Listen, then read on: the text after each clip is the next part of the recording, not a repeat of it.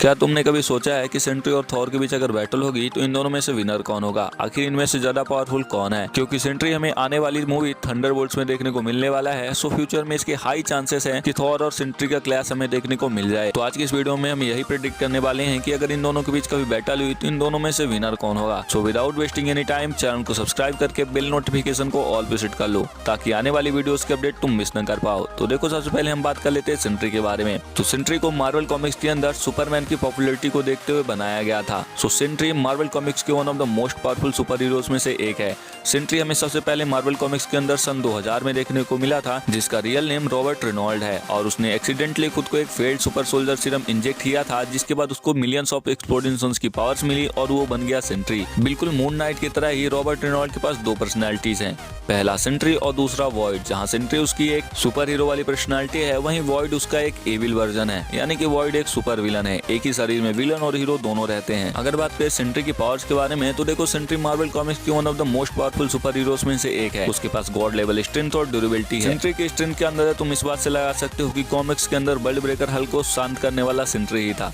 सो उसकी स्ट्रेंथ को मैच करना किसी के लिए भी आसान बात नहीं होगी। और अगर बात करें ड्यूरेबिलिटी की तो सेंट्री बहुत ज्यादा ड्यूरेबल कैरेक्टर है। उसके ऊपर किसी भी human made weapon like guns, missiles, bullets, इनका कोई इफेक्ट नहीं होता है। यहाँ तक कि किसी भी तरह के हाईटेक टेक्नोलॉजी का भी उसके ऊपर कुछ इफेक्ट नहीं होता है। सो सेंट्री बहुत ज्यादा ड्यूरेबल कैरेक्टर भी है। साथ ही सेंट्री के पास सुपर स्पीड से फ्लाई करने की पावर्स है। यहाँ तक कि सेंट्री टाइम और स्पीड के बैरियर को भी तोड़ सकता है। इन सब के अलावा सेंट्री दूसरे ऑब्जेक्ट के थ्रू ब्रेकआउट कर सकता है, साथ ही साथ वो इनविजिबल भी हो सकता है। साथ ही सेंट्री के पास shape shifting, molecular manipulation, radiation producing, reality manipulation, darkness manipulation, telepathy जैसी काफी सारी पावर्स है। वैसे तो सेंट्री को चोट पहुंचाना नियरली इम्पॉसिबल है, लेकिन अगर कोई कैसे भी सेंट्री को चोट पहुंचा भी देता है तो उसके पास एक्सीलेंट हीलिंग एबिलिटी भी है, जिससे वो अपने वुंड्स को काफी ज्यादा फास्ट हील कर लेता है, जो कि उसे नियरली इमॉर्टल बना देता है। और वहीं अगर बात करें सेंट्री की एक और मेजर पावर के बारे में, जो कि है टेलीपैथी। कॉमिक्स में सेंट्री ने एक बार पूरे अर्थ के लोगों के दिमाग से खुद को मिटा दिया था, जिसके बाद सभी ये भूल गए थे कि सेंट्री नाम का कोई बंदा भी एग्जिस्ट करता है। सो सेंट्री एक बहुत ज्यादा पावरफुल टेलीपैथ भी है। तो सेंट्री की पावर्स जानने के बाद अब हम बात कर लेते हैं थॉर के बारे में। तो देखो, अपने गॉड ऑफ थंडर थॉर के बारे में तुम में से ऑलमोस्ट हर कोई जानता होगा। थॉर के पास लाइटनिंग की पावर्स है, साथ ही उसके पास मार्वल यूनिवर्स के one of the most powerful weapons में से म्यूनिर, स्टॉर्मब्रेकर और थंडरबोल्ट जैसे वेपन्स हैं, जो कि अपने एनिमी को एक हिट में डिफीट करने की कैपेबिलिटी रखते हैं।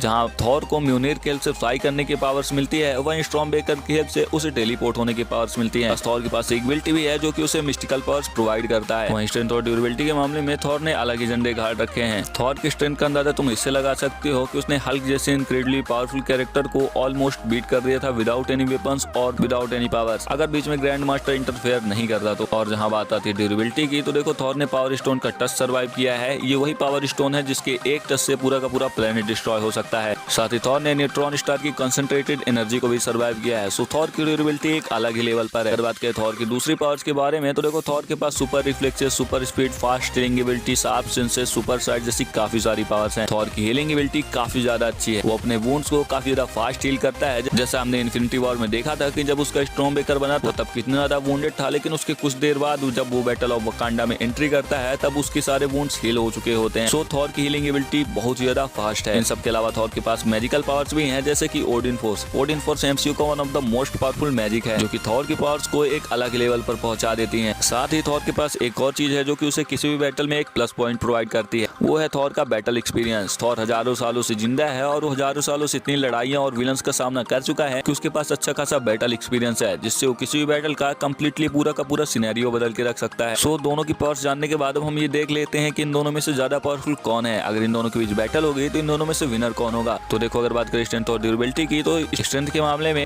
थॉर सेंट्री से नहीं जीत सकता है, लेकिन वहीं जब बात आती है ड्यूरेबिलिटी की तो थॉर ने एक अलग ही लेवल अचीव कर रखा है। मैं मानता हूँ कि थॉर के पास बहुत ज्यादा स्ट्रेंथ और ड्यूरेबिलिटी है, लेकिन सेंट्री के आगे वो स्ट्रेंथ और ड्यूरेबिलिटी थॉर की बहुत ज्यादा कम हो जाती है, क्योंकि सेंट्री की स्ट्रेंथ और ड्यूरेबिलिटी एक अलग ही लेवल पर है। लेकिन यहाँ पे थॉर के पास दूसरा एडवांटेज ये है कि थॉर के पास मैजिकल पावर्स है लाइक ओडिन फोर्स। तो अगर थॉर अपने मैजिकल पावर से अटैक करता है तो सेंट्री को एक बार प्रॉब्लम हो सकती है, लेकिन यहाँ सेंट्री के पास भी काफी सारी पावर्स है like darkness manipulation, reality manipulation, telepathy, molecular manipulation जैसी काफी सारी पावर्स, इसलिए वो थॉर को इजिली बीट कर देगा। अब इसका मेरे पास एक वैलिड रीजन है। अगर थॉर अपने मैजिकल पावर से अटैक करता है सेंट्री के ऊपर तो सेंट्री उसे अपने रियलिटी मैनिपुलेशन या फिर डार्कनेस मैनिपुलेशन पावर से उसे काउंटर कर सकता है। जहाँ रियलिटी मैनिपुलेशन की हेल्प से वो रियलिटी को अल्टर कर सकता है और रियलिटी को ही चेंज कर सकता है। लेकिन अगर इससे बात नहीं बनी तो सेंट्री के पास मॉलिक्यूलर मैनिपुलेशन की पावर्स हैं। वो चीजों को मॉलिक्यूल लेवल पर क्रिएट, क्राफ्ट और डिस्ट्रॉय कर सकता है। तुम समझ रहे हो, मॉलिक्यूल लेवल पर क्रिएट करना, क्राफ्ट करना और डिस्ट्रॉय करने की पावर्स एक बहुत बड़ी चीज होती है। साथ ही सेंट्री किसी भी अटैक और ऑब्जेक्ट के थ्रू ब्रेकआउट कर सकता है। सो अगर थॉर अपने वेपन्स की हेल्प से सेंट्री के ऊपर अटैक करता है, सेंट्री इजिली उन वेपन्स के थ्रू ब्रेकआउट कर लेगा। इसके साथ ही सेंट्री इनविजिबल भी हो सकता है और सेंट्री के ऊपर थॉर के लाइटनिंग अटैक्स का उतना ज्यादा इफेक्ट भी नहीं होगा। लेकिन अगर थॉर अपने गॉड ब्लास्ट जैसे अटैक्स के यूज करता है तो सेंट्री को वो काफी ज्यादा डैमेज पहुंचा सकता है। लेकिन सेंट्री के पास फास्ट हीलिंग एबिलिटी है जिससे वो अपने आप को फास्टली हील भी कर लेगा। और अगर थॉर अपने वेपन्स का हैवीली यूज करता है